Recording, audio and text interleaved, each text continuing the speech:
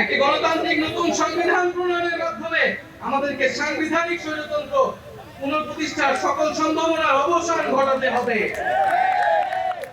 আমাদের second Republic প্রতিষ্ঠার জন্য গণপরিষদ নির্বাচনের মাধ্যমে একটি নতুন সংবিধান প্রণয়ন আমাদের অন্যতম প্রাথমিক লক্ষ্য।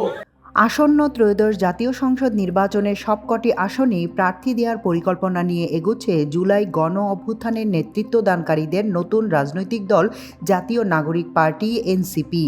বিদ্যমান রাজনৈতিক ধারার বাইরে নতুন ধারার সূচনা করা দলটি কোনো দলের সঙ্গে নির্বাচনী জোট করার বিষয়টি ভাবছে না, বরং তাদের নেতৃত্বে কোনো দল জোট গড়তে আগ্রহী হলে বিবেচনা করা হবে।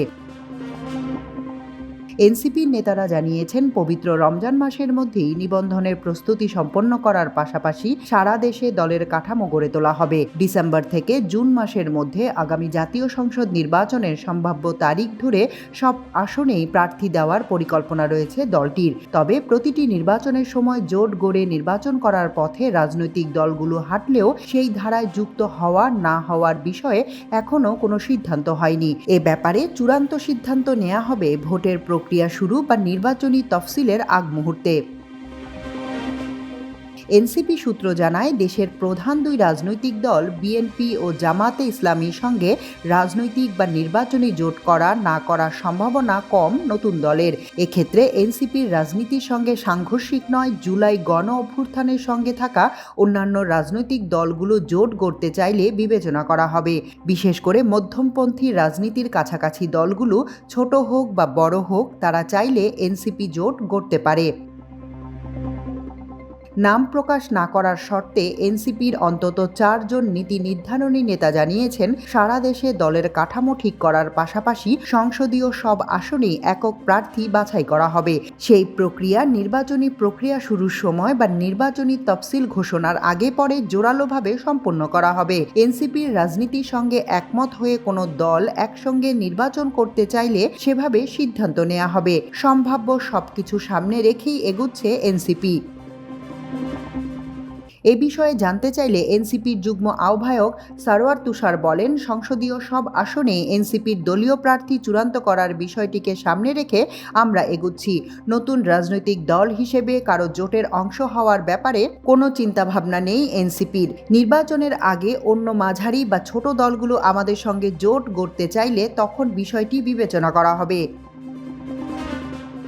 নতুন দলের গঠনতন্ত্র তৈরি, নির্বাচন কমিশনে দলের নিবন্ধন সম্পন্ন করা, রাজনৈতিক এজেন্ডা ও কর্মসূচি চূড়ান্ত করা এবং দলের সাংগঠনিক কাঠামো তৃণমূল পর্যায় পর্যন্ত গড়ে তোলা এই মুহূর্তে অগ্রাধিকার দেয়া হচ্ছে।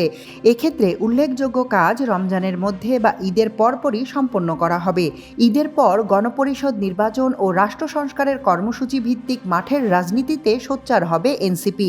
সে গণরাজনীতিমুখী নানা কর্মকাণ্ড ও কর্মসূচি নিয়ে মানুষের কাছে পৌঁছাবে দলটি। এই ধারাবাহিকতায় চলবে নির্বাচনের প্রস্তুতিও। এনসিপির জ্যেষ্ঠ যুগ্ম মুখ্য সমন্বয়ক আব্দুল মান্নান মাসুদ দৈনিক আমার দেশকে বলেন, গতানুগতিক রাজনৈতিক ধারার দিকে আমরা অগ্রসর হচ্ছি। এনসিপি নির্বাচনকে কেন্দ্র করে ক্ষমতা দখলের জন্য গড়া কোনো রাজনৈতিক দল নয়, এটি গণ অভ্যুত্থানকে কেন্দ্র করে গণমানুষের আকাঙ্ক্ষা বাস্তবায়নের দল। আগামী নির্বাচনে দেশের মানুষ যেভাবে চাইবে সেভাবে ভূমিকা রাখবে এনসিপি। দল হিসেবে আমাদের প্রার্থী বাছাই করা হবে, আর জোট গড়া না গড়ার বিষয়টি আপেক্ষিক। নির্বাচনী প্রক্রিয়া শুরু হলে এসব বিষয়ে চূড়ান্ত সিদ্ধান্ত নেওয়া হবে। গত 28 ফেব্রুয়ারি মানিক মিয়া এভিনিউয়ে বিশাল জমায়েতের মাধ্যমে আত্মপ্রকাশ করে এনসিপি। সেদিন আংশিক কমিটি ঘোষণা করা হলেও দ্রুত সময়ে 217 সদস্যের আহ্বায়ক কমিটি অনুমোদন দেয়া হয়। গত 4 মার্চ সাভারের জাতীয় স্মৃতিসৌধে 71-এর স্বাধীনতা যুদ্ধের শহীদদের প্রতি শ্রদ্ধা এবং রায়ের বাজারে 24-এর ছাত্র জনতার অভ্যুত্থানের শহীদদের কবর জিয়ারতের মাধ্যমে আনুষ্ঠানিক কর্মসূচি পালন শুরু করে এনসিপি। ওই দিন এনসিপি আহ্বায়ক নাহিদ ইসলাম বলেন, তরুণরাই রাষ্ট্র গঠন করবে এবং জাতীয় নাগরিক পার্টির সাংগঠনিক কার্যক্রম বিস্তার করা হবে। সেকেন্ড রিপাবলিক প্রতিষ্ঠায় কাজ করবে তাদের দল। এছাড়া শর্ত পূরণ করে নিবন্ধনের জন্য শিগগিরই আবেদন করা হবে নির্বাচন কমিশনে। এনসিপির প্রথম লক্ষ্য তৃণমূলের দলীয় কার্যক্রম বিস্তৃত করা। আমরা 2024-এর গণ অভ্যুত্থান সহ সব লড়াইয়ের আখলাককে ধারণ করে নতুন বাংলাদেশ নির্মাণ করব।